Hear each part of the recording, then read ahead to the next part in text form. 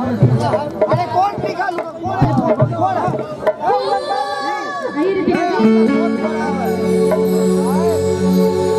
एक गाना मेरा बहुत ही पसंदीदा गाना है और मैं हमेशा कल्पना जी को सुनती हूँ, आजीवन सुनती हूँ, हमेशा। मेरी आदर्श नहीं, हमेशा आदर्श नहीं रहती। आज बहुत सुंदर इतना सुंदर, इतना अच्छा, बट बात भी बोल रही है, अच्छा नहीं लग रहा है। आज इतना दिन में पहली बार आप मुझे बहुत अच्छे लगे और ये लोग भी अच्छा लग रहा है। अच्छा मैं चलिए, सब लोग अच्छे हैं, सब लोग सुंदर हैं और एक गाना और मैं गाऊंगी, ठीक है? और आइए आ जाइए, ठीक है? अभी आ सकती हैं, अभी आ सकती हैं, खुला सुना। अच्छा ठीक है, लाइट कम करवा दी भैया, थोड़ा भैया लोग को प्रॉब्लम हो रहा है, लाइट को ये कम करवा दीजिए। ये गोल घूम रहा है, चमचमा को बंद कर दीजिए, बाकी सब जलने दीजिए। व्हाइट वाला बंद करवा दे, जी व्हाइट वाला बंद कर दीजिए, सबको प्रॉब्लम हो रहा है। व्हाइट कर दीजिए, व्हाइट ब्लू वाला बंद कर दिया, लाइट वाला चालू कर दिया। पीला वाला को व्हाइट करते हैं, अच्छा पीला वाला को व्हाइट कर दीजिए, व्हाइट वाला को नीला कर दीजिए।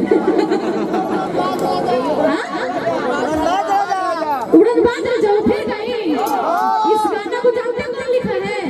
नहीं पता है? इस गाना को लिखने वाले आकाश मिश्रा जी हैं, वो पीछे बैठे हुए हैं, वही उन्होंने गाना को लिखा। आगे बढ़ाइए भाई, आ जाइए, वो बुला रहे हैं, आइए। छोने छोने बदले तोहरो मिजाज राजा,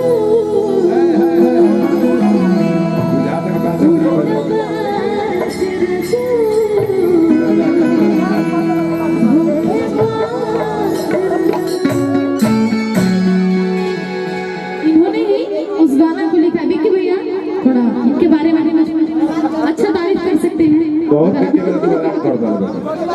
ये हमारे छोटे भाई हैं आकाश मिश्रा भाई। जब एक स्वर अपने मुंह से गाता है, केवल माँ सरस्वती साक्षात आपके कंठ में है।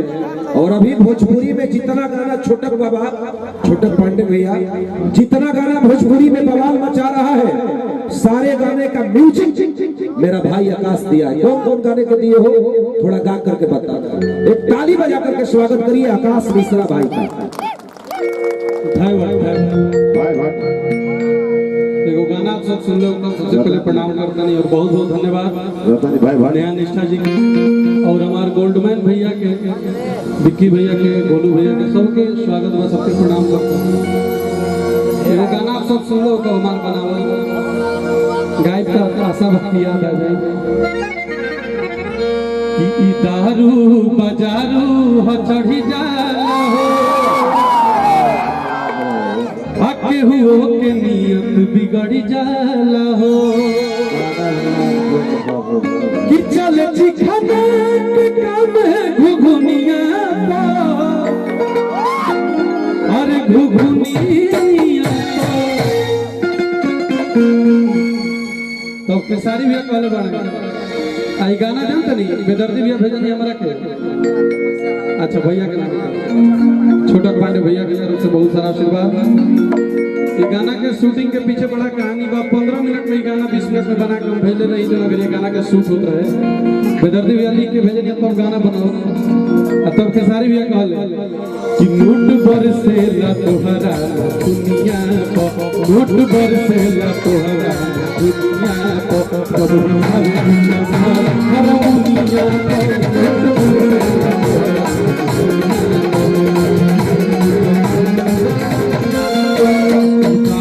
बजारू हो चढ़ी जा हो, तो केहू के नियत बिगड़ी जा हो।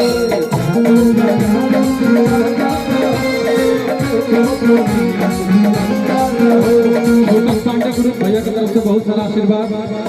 नेहा जी वो सामने रही तो गरीब आदर बात। नेहा जी आगे जाइए। दारू बजारू हो चढ़ी जाला हो, तो केहू के नियत बिगड़ी जाला हो।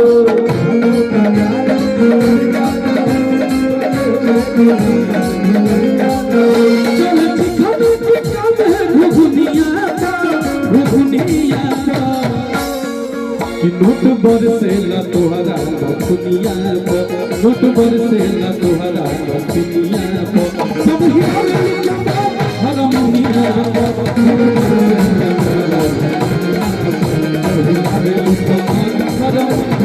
हालांकि टाइम नेहा जी के बाद अभी वो गीत गोले बड़ी पांडे सिस्टर हमारे करीना पांडे कि छोने छोने बदले तोहरा मिजाज रजऊ उड़न बाज रजऊ उड़न बाज रजऊ एगो गाना और 2021 में हम गौले नहीं मजाक में गरीबारन चलता कि राह चलिला तो टोकेला सोनार सैया जी ये गाना बहुत लोग चुरा लुका के गावल बहुत लोग गावल लेकिन 2021 में हम ऐसे ही मजाक में कंपोजिशन भइल है छोटे बाबा हारमोनियम पे वीडियो देखब तो अभी होगा घर में बैठे रहे हारमोनियम पे सोनार के गाना सुन के कि राह चलिला तो टोकेला सोनार सैया जी काहे नखिया गढ़ोला उधार सैया जी काहे नखिया गढ़ोला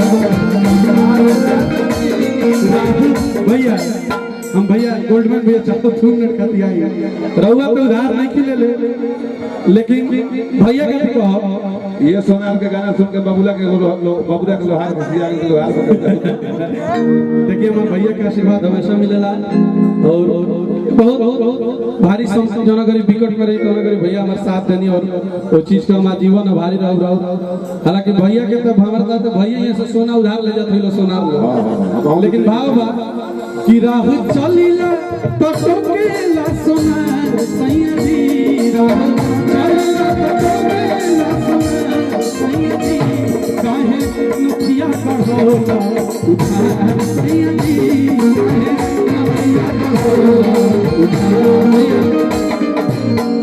एक लाइन और गए फिर से नेहा जी ताकि बहुत कलाकार बने देखी सोनार 2 एगो गाना बनौले बनी गा देता नहीं चुरावे वाला लोग बहुत एगो खेसारी भैया के सेडो सॉन्ग बनौले बनी टाइम मिली तो गाई मिले तो अभी ढेर काम बा सोनार 2 एगो गाना बा गावत हम जगह चुरावे कोई चुरा के गावे कोई गा दे हमरा कि रोजे आवता सोनार अबलिया बोलता हजार कि रोजे आवता सोनार अबलिया बोलता हजार कि हमर जान चलाएरी कपार राजा जी काहे माथिया ले आई लौधार राजा जी रोजे आवता सोनार अबलिया बोलता हजार रोजे आवता सोनार अबलिया बोलता हजार हमर जान चलाएरी कपार राजा जी रोजे आवता राजा जी हमर जान चलाएरी कपार राजा जी